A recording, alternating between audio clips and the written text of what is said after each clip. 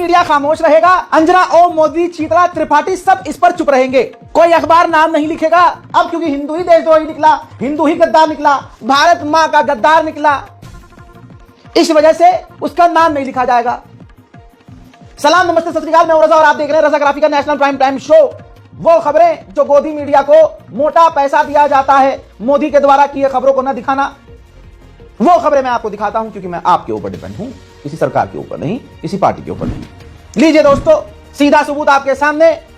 यह पहला मैटर नहीं है, ये दर्जनों ऐसे मैटर आप देख चुके हैं। हरियाणा अंबाला में जासूसी के आरोप में सुनील कुमार गिरफ्तार हुआ है। सोचिए, वो गांव का सरपंच है। पुलिस का दावा है कि सुनील ने एयरफोर्स स्टेशन की जासूसी करके पाकिस्तान की आईएसआई को सीक्रेट डिटेल शेयर की है। सुनील एयरफोर्स स्टेशन में ठेकेदार का सुपरवाइजर भी है। इस वजह से ये एयरफोर्स के उस बेस में काम करने की वजह से इसका एक्सेस उसमें था। ये कभी भी जा सकता था, कभी भी आ सकता था। लिहाजा इसके फोन को सीज किया गया है। सबूत मिल गए हैं। इसने सोशल मीडिया के जरिए पाकिस्तान की आईएसआई को भारत के एयरबेस की तमाम जानकारियां शेयर की हैं। भारत का सुनील कुमार गद्दार निकलता है और तमाम हिंदू इस पर खामोश हैं, क्योंकि यह उनके अंदर की बात है। यहां पर गद्दारी के नाम पर मुसलमानों को पाकिस्तानी बताकर, मुसलमानों को गद्दार बताकर पीट रहे हैं। अब इनकी औकात है मोदी में दम, है योगी में दम, घर पर बिल्डोजर चल जाए, क्योंकि भाई ये आरएसएस की सरकार है, गद्दारों की सरकार है भाई, समझ रहे हो? देशभक्तों की सरकार नहीं है। देशभक्त सिर्फ ये बनने की कोशिश कर रहे हैं। असलियत यह है कि आज वो समुदाय जो मुसलमानों को निशाना बनाता है नंगा हो गया है। बड़े बड़े अखबार, एनडीटीवी से लेकर दूसरे जो पोर्टल्स हैं वो लिख तो रहे हैं, एक और पकड़ा गया आतंकी, एक और पकड़ा गया गद्दार, लेकिन नाम नहीं लिख रहे हैं। और जहां नाम नहीं लिखा जाए समझ जाओ मुसलमान तो नहीं है, क्योंकि अगर मुसलमान होता गद्दार तो बड़े बड़े रिपोर्टर्स इसको चीख चीख कर, ये वाला मीम लगाकर मुसलमान को बदनाम करते। लेकिन माननीय अजीत डोभाल के वीडियो ने काफी मदद करी है तमाम हिंदूवादियों की औकात दिखाने में, जिसमें उन्होंने बताया कि आईएसआई ने मुसलमानों से ज्यादा भारी मात्रा में हिंदुओं को ही जासूसी के लिए हायर किया है। अब आप देखिए, आपका हिंदू दोस्त जो व्हाट्सएप पर मुसलमानों के खिलाफ स्टेटस लगाता है, उसकी 7 पुश्तों में उसके बाप के पिछवाड़े में भी दम नहीं होगा कि यह खबर स्टेटस पे लगाए। लेकिन आप लगाइएगा, लगाइए, इस वीडियो को ट्रिम कीजिए, काटिए, डाउनलोड कीजिए और शेयर कीजिए कि बाबू तुम गद्दार, तुम्हारी जात गद्दार, तुम भारत मां का नाम लेकर भारत का नुकसान कर रहे हो, तुम प्रभु श्री राम का नाम लेकर तुम मुसलमानों को, दलितों को, ईसाइयों को मार रहे हो। इससे प्रभु श्री राम खुश नहीं होंगे। तुम्हारी भारत मां है ना, तो फिर देश से गद्दारी करने वाले तुम्हारे अंदर क्यों निकल रहे हैं, तुम्हारे घर के क्यों निकल रहे हैं? दिक्कत यही है, गद्दार ये निकल रहे हैं लेकिन मुसलमान बदनाम हो रहे हैं। पिंकी चौधरी का एक खतरनाक वीडियो फिर सामने आया है। वीडियो पुराना है।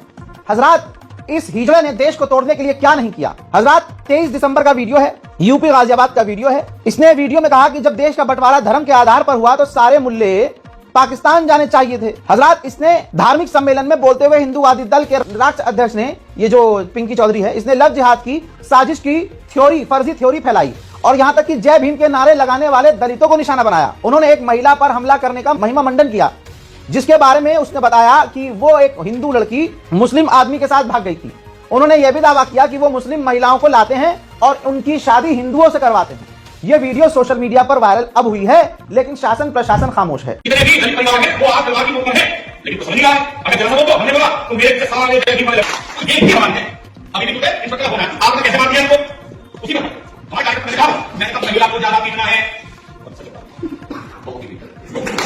इसके बाद इसने कई सारे ऐसे काम किए, जैसे कि उसने तलवार बांटी, मुसलमानों को काटने के लिए, मुसलमानों को कत्ल करने के लिए, नरसंहार करने के लिए हथियार बांटे।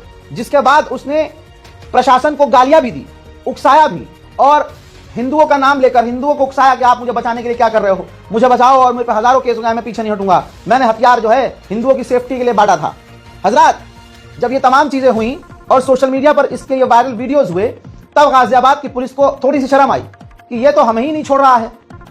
उसके बाद आपके सामने ये वीडियो है। दोस्तों, पिंकी चौधरी और उसके बेटे को गिरफ्तार किया गया है। अब ये मुंह छुपा रहे हैं। हिंदू रक्षा दल के आतंकवादी को गिरफ्तार कर लिया गया है। भूपेंद्र उर्फ पिंकी चौधरी और उनके बेटे हर्ष को गिरफ्तार किया गया है। इन पर यानी पिंकी पर 27 मुकदमे दर्ज हैं और अभी और भी केस दर्ज होने बाकी हैं। वहीं उत्तराखंड में अभी तक लव जिहाद, लैंड जिहाद, कद्दू जिहाद, पेड़ जिहाद, घर जिहाद, मुंह जिहाद, फेरी वाला जिहाद, नमाज जिहाद, भीड़ जिहाद, ये सब चल रहा था। जो मन में आ रहा था वहां के हिंदू कुछ भी, मतलब समझ लो, अब जब अंकिता भंडारी का मामला उछला, जिस अपनी हिंदू बेटी को ही हिंदू भूल कर बैठे थे, जब साक्ष्य सामने आने लगे और भाजपा का एक अहम किरदार वीवीआईपी का नाम सामने आने लगा, तब वहां के हिंदुओं को अब जाकर शर्म आई, थोड़ी गैरत आई और आज एक लंबे समय के बाद जेन्युइन प्रदर्शन हुआ है। उत्तराखंड देहरादून में अंकिता भंडारी हत्या केस की सीबीआई जांच पर हुजूम उमड़ आया है। जोरदार प्रदर्शन किया गया है।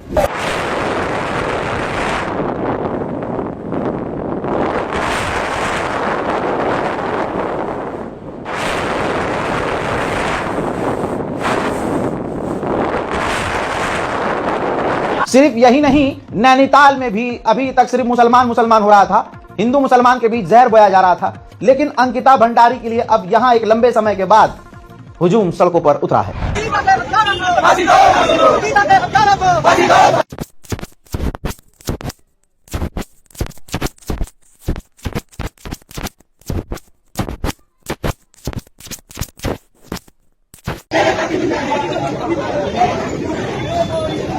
ठीक ऐसे ही उत्तराखंड के पौड़ी गढ़वाल में भी जबरदस्त प्रदर्शन किया गया है।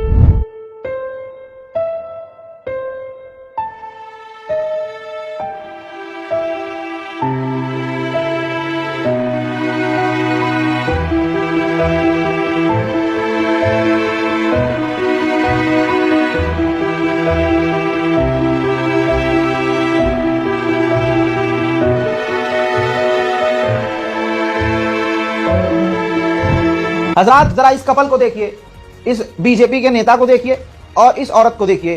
कन्वर्सेशन में वीआईपी जो बंदा है उसका नाम दुष्यंत गौतम का नाम आया था। दुष्यंत गौतम का नाम लेने की वजह से इन दोनों पर एफआईआर हुई और ये पूर्व बीजेपी विधायक सुरेश राठौर, ये भाई साहब फरार हो गए थे, छुपे हुए थे।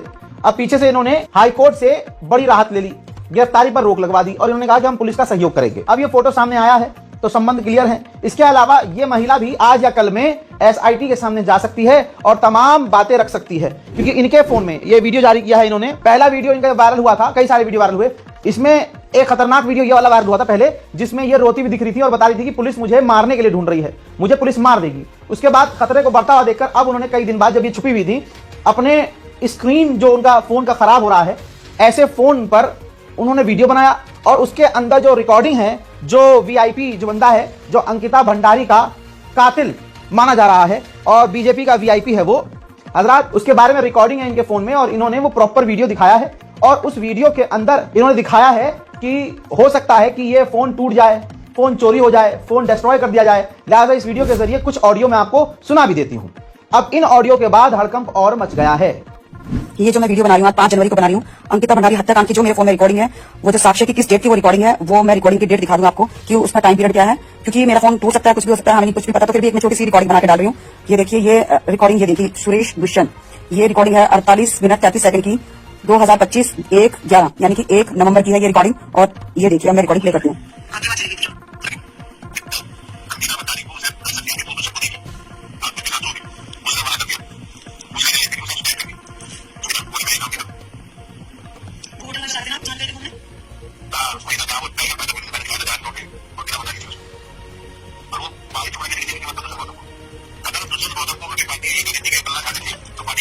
जो भी आप देख सकते हैं, ये थोड़ी सी मेरी डिस्प्ले टूट गई है। ये रिकॉर्डिंग में डाल दूं साक्ष्य के तौर पे, जो लोग कह रहे हैं कि 3.5 साल से आप कहाँ थी, तो आप इसकी डेट देख लो, क्योंकि मेरा फोन टूट भी सकता है, कुछ भी हो सकता है, तो आप इसकी डेट देखो कि ये मेरे पास साक्ष्य कब आया। ये आया है 1 नवंबर सन 2025, 1 नवंबर सन 2025, एक एविडेंस के तौर पे ये रिकॉर्डिंग पूरी की पूरी रिकॉर्डिंग